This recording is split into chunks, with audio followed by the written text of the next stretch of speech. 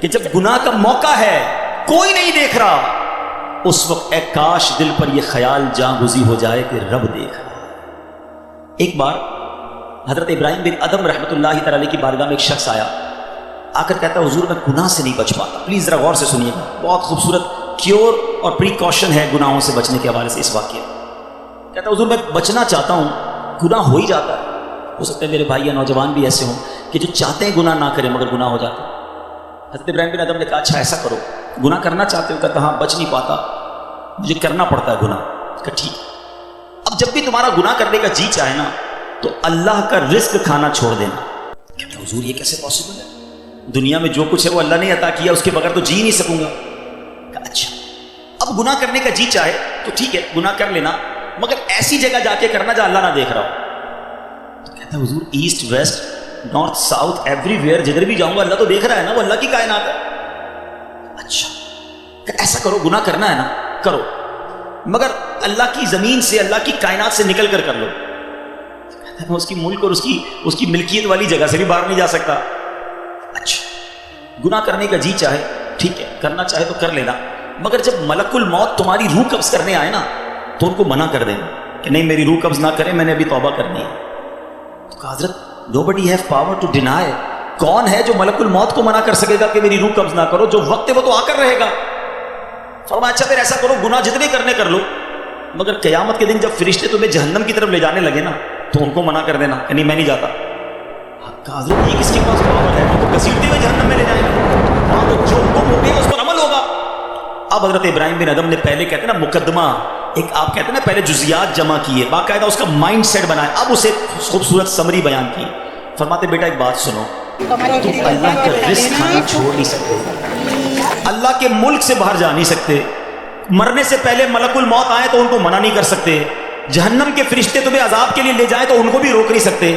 جب یہ سارے کام نہیں کر سکتے تو پھر ایک کام کر لو، گناہ کرنا ہی چھوڑ دو۔ پھر وہ بندہ زار و کتار رونے لگا، کہتا ہے حضرت میں وعدہ کرتا ہوں آج کے بعد گناہ نہیں کروں۔ اے میرے بھائیوں میرے نوجوانوں، میں بہت اچھی طرح جانتا ہوں، میں آپ کی لائف گزار چکا ہوں، میں بھی اسٹوڈنٹ رہا ہوں، یہ لائف بڑی ڈیفیکلٹ ہے، شیطان اس میں بڑا حملہ کرتا ہے، نفس بڑا حملہ کرتا ہے، گناہوں کی طرف بہت کھینچتا ہے، مگر یہ ولیوں کا شیوا ہے کہ وہ جوانی میں عبادت کرے۔ اللہ کو بڑا پسند ہے وہ نوجوان، اللہ فرشتوں پر فخر فرماتا ہے کہ دیکھو میرا بندہ جوان ہے اور میری عبادت کر رہا ہے۔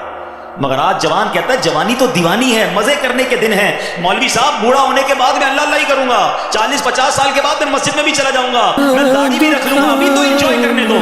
چلو آج آپ اور میں ایک ڈسکس کر لیتے ہیں، if you want to enjoy in this life، آپ چاہتے ہیں کہ ابھی مزے کرنے دیں بعد میں نے توبہ کر لینی ہے، تو ایک چھوٹی سی ڈیبیٹ آپس میں کر لیتے ہیں۔ چلے جناب آپ میں سے کون ہے اتنے بڑے ہال میں جس کے پاس یہ گارنٹی ہے کہ وہ 50 سال کا ہونے تک زندہ رہے گا؟ anybody have guarantee؟ nobody has guarantee۔ 50 سال زندگی مجھے ملے گی، کوئی ہے؟ نہیں ہے۔ چلیں ایسا کوئی بھائی بیٹھا ہو جو بتائے جو 1 سال میں زندہ رہوں گا۔ آگاہ اپنی موت سے کوئی بشر نہیں، سامان 100 برس کا ہے، پل کی خبر نہیں۔ آپ کہتے ہیں میں بوڑھا ہو کے توبہ کر لوں گا، ارے آج دنیا سے میں جا سکتا ہوں اور آج چلا گیا تو اللہ کو کیا جواب دوں گا؟ حرام کرتے ہوئے، شراب پیتے ہوئے، بدکاریاں کرتے ہوئے، گرل فرینڈ اور بوائے فرینڈ بنا کر حرام باتیں کرتے ہوئے کدھر جاؤ گے؟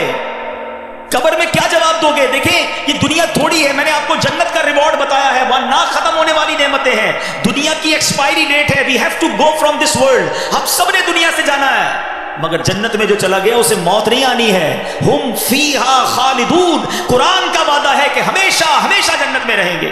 تو کیوں نہ میں اس ریوارڈ کی تیاری کروں؟ یہاں نفس کہے گا تھوڑی دوستی کر لے، نفس کہے گا تھوڑی بری چیزیں دیکھ لے، انٹرنیٹ پر نئی فلم آئی ہے، فلاں جگہ کانسرٹ ہو رہا ہے، ارے سارے دوست نشہ کر رہے ہیں تو بھی تھوڑے سے سپ لگا لے۔ آج اپنے آپ کو روکنا ہے، مجھے دنیا کی گندی شراب نہیں پینی، مجھے جنت کی پاکیزہ شراب پینی ہے، مجھے دنیا کی بے حیائی نہیں کرنی، گندی عورتوں اور لڑکیوں کی طرف نہیں جانا ہے۔ میری بہنیں اگر سن رہی ہیں وہ نیت کریں کہ ہم پردہ کریں گے، ہم بوائے فرینڈ کی طرف نہیں جائیں گے، انشاءاللہ ہم جنت کی نعمتیں حاصل کریں گے، جنت کا گھر حاصل کریں گے۔ یہ تھوڑی سی زندگی صبر سے گزار لو, تھوڑی سی زندگی توبہ کر لو. آج تھوڑی دیر ہال فل ہو گیا ہے, مجھے بھی پسینہ آ رہا ہے, آپ کو بھی گرمی لگ رہی ہوگی, مگر مجھے بتائیے قیامت کے دن گرمی کیسی ہوگی؟ جب 50,000 سال کا دن ہوگا, سورج 1.25 میل پر ہوگا, زمین تانبے کی ہوگی, دیر از نو شیڈو, اللہ کے عرش کے سوا پوری قیامت کے دن کوئی سایہ نہ ہوگا. سبحان اللہ, نبی پاک فرماتے ہیں جس دن اللہ کے عرش کے سوا کوئی سایہ نہ ہوگا, چند خوش نصیب ایسے ہوں گے جنہیں اللہ کے عرش کا سایہ نصیب کیا جائے گا.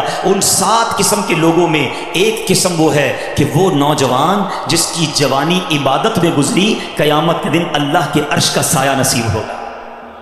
پلیز اپنی جوانی کو بچا لو. ایک بزرگ تھے, 100 سال عمر ہو گئی, ان کی آنکھیں بھی صحیح, ان کے دانت بھی صحیح, ان کی سماعت بھی صحیح, ایوری تھنگ پرفیکٹ, جوان. لوگوں نے کہا حضور 100 سال میں تو بندہ بستر سے لگ جاتا ہے, your every part of the body is perfect, یہ کیسے پاسبل ہے؟ کمال کا جواب دیا. کہتے ہیں میں نے جوانی میں اپنے in part of the body کو اللہ کی نافرمانی میں صرف نہیں کیا, بڑھاپے میں اللہ تعالیٰ نے میرے نازا کو سلامت کر رکھا ہے. آپ اچھا بڑھاپا گزارنا چاہتے ہیں نا, تو پاکیزہ جوانی گزاریے. خدا را اپنے آپ کو بچائیے. اپنی شرمگاہ کی حفاظت کیسے ہوگی؟ جب آپ حرام دیکھنا بند کریں گے. سرما لگاتے ہوں گے آپ, ٹھیک ہے, سرما لگاتے وقت ہاتھ کانپتا ہے, یار تھوڑا سا احتیاط سے لگانا ہے, کہیں آنکھ میں سلائی نہ لگ جائے. اتنی نازک ہے میری اور آپ کی آنکھیں, اور ان آنکھوں کو جو حرام سے فل کر رہا ہے, روزانہ انٹرنیٹ پر نہ جانے کیا کیا دیکھ رہا ہے. حدیث پاک کا مضمون ہے جو اپنی آنکھوں کو حرام سے بھرتا ہے, قیامت کے دن ان کی آنکھوں میں جہنم کی آگ ڈالی جائے گی. کیسے برداشت کریں؟ اور اللہ سے دعا کرتے ہیں کہ مولا کمزور ہیں, گناہ گار ہیں, بڑی خطائیں ہو گئی ہیں, مالک تیرے دربار میں حاضر ہو گئے ہیں, اللہ پچھلے گناہ معاف کر دے اور اگلی زندگی اچھی عطا کر دے, ہمیں نیک بنا دے. ہم آ جاتے ہیں شیطان کے باروں میں, کمزور ہیں, مالک تو طاقتور ہے, ہماری مدد کر, ہمیں حرام دیکھنے سے بچا, ہمیں حرام سننے سے بچا, ہمیں حرام بولنے سے بچا, ہمیں اپنی اعضاء کو حرام کاریوں سے بچانا نصیب فرما. اور جن خوش نصیبوں کو نبی پاک نے جنت کی گارنٹی دی ہے, اے اللہ ان خوش نصیبوں میں ہمیں بھی شامل فرما لے. یہ بدکاری کتنا برا گناہ ہے, یہ جو لوگ حرام کاری کی طرف جاتے ہیں تھوڑی سی انجوائمنٹ کے لیے, ایسے پروگرامز میں جانا جو آپ کا دل اس طرف لے جائیں حرام کاری کی طرف.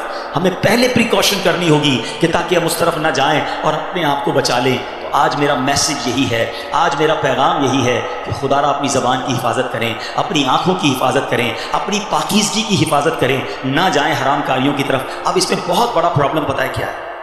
یہ باتیں سن کر ہو سکتا ہے, ناٹ شیور کہ سب کا ذہن بن رہا ہو, مگر ایسے سعادت مند بھی ہوں گے جن کا یہ ذہن بن رہا ہوگا کہ یہ ٹھیک بات کر رہے ہیں, مجھے اکیلے قبر میں جانا ہے اور اپنی کرنی کا جواب اکیلے ہی دینا ہے.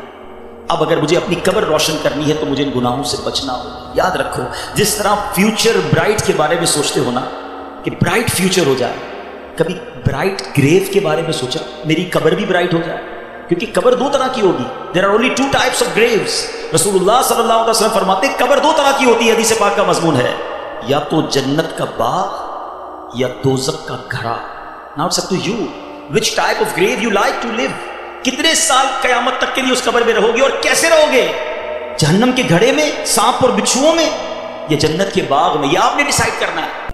اگر آپ کا یہ ذہن بن گیا ہے کہ میں نے نیک بننا ہے, اللہ کو راضی کر کے جنت میں جانا ہے. آپ پڑھائی کے لیے کیا کرتے ہیں؟ کیا آپ نے اگر اچھے مارکس لینے ہیں تو ان ڈل دوستوں کے ساتھ بیٹھتے جو پڑھتے نہیں ہیں, یا آپ ان لوگوں کو ڈھونڈتے ہیں جو پڑھاکو ہوتے ہیں, جن کے پاس نوٹس بنے ہوئے ہوتے ہیں, یار ان کے ساتھ بیٹھوں گا تو اچھی سبق کی تیاری ہو جائے گی, یہ اچھے اسٹوڈنٹس ہیں, میں بھی اچھا بن جاؤں گا. دنیا میں جب آپ کو یہ پتا ہے کہ اچھوں کی صحبت اچھا بناتی ہے, تو اگر آخرت کی تیاری کرنی ہے نا میرے بھائی, میرے اسلامی بھائی, تو آپ کو نیکوں کی صحبت اختیار کرنی ہے. وہ دوست کس کام کے جو نماز پڑھنے پر میرا مذاق ہو رہا ہے, مجھے تو وہ دوست چاہیے کہ میں نماز کے لیے نہ جاؤں تو مجھے یاد دلائے کہ بھائی چل دونوں بھائی نماز پڑھتے ہیں, جنت میں جانا ہے. خدا را ایسی کمپنی ڈھونڈو, اس کمپنی سے اپنے آپ کو بچائیے. اچھے کی صحبت تجھے اچھا بنائے گی, برے کی صحبت تجھے برا بنا دے گی. تو خدا را اچھوں کی صحبت تلاش کیجیے. آج کے دور میں بہت بڑی نعمت دعوت اسلامی کا ماحول ہے, جو ہمیں ایسے دوست دیتا ہے جو ہمیں آخرت کی یاد دلاتا ہے. احادیث کا مضمون ہے دوست وہ ہوتا ہے جسے دیکھ کر خدا یاد آ جائے. بتائیے کوئی ایسا دوست ہے ہمارے پاس جس کو دیکھ کر خدا یاد آ جائے؟ ہمارے دوستوں کو دیکھ کر تو سنیما یاد آتا ہے, کانسرٹ یاد آتا ہے, عجیب و غریب باتیں یاد آتی ہیں. ایسے دوست کس کام کے جو نہ دنیا میں میرے کام آئے اور مرنے کے بعد میری قبر پر آ کر فاتحہ بھی نہ پڑھ سکیں. ہم نے دیکھا ہے کہ کسی کا جنازہ ہو تو دوست باہر کھڑے ہوتے ہیں, لوگ کہیں یار آپ جنازہ پڑھیں, یار ہمیں تو پڑھنا ہی نہیں آتا. ایسے دوست کس کام کے جو میرا جنازہ نہ پڑھ سکیں. اللہ کرے میرے ایسے دوست ہوں کہ مجھے سنت کے مطابق غسل دیں، کفن دیں، مجھے قبر میں اتاریں اور نمازیں پڑھ پڑھ کے مجھے ایصال ثواب کرتے رہیں۔ تو خدا را میرے میٹھے اسلامی بھائیوں، جس طرح دنیا کی ترقی کے لیے، دنیا کے ریوارڈ کے لیے آپ اسٹرگل کر رہے ہیں، جنت کے لیے بھی اسٹرگل شروع کر دیجئے، اچھی کمپنی اختیار کیجئے، اور دعوت اسلامی کا ماحول آپ کے سامنے ہے۔ ہماری بکس پڑھنا شروع کر دیں، ویب سائٹ کو وزٹ کریں، تو انشاءاللہ بہت کچھ سیکھنے والے بن جائیں گے۔ اللہ تعالیٰ مجھے اور آپ کو عمل کرنے کی توفیق عطا فرمائے، اپنی زبان، اپنی شرمگاہ اور دیگر زندگی اپنے پارٹس آف دا باڈی کی ہمیں حفاظت کرنے کی توفیق عطا فرمائے۔ مدنی چینل پابندی سے دیکھتے رہیے۔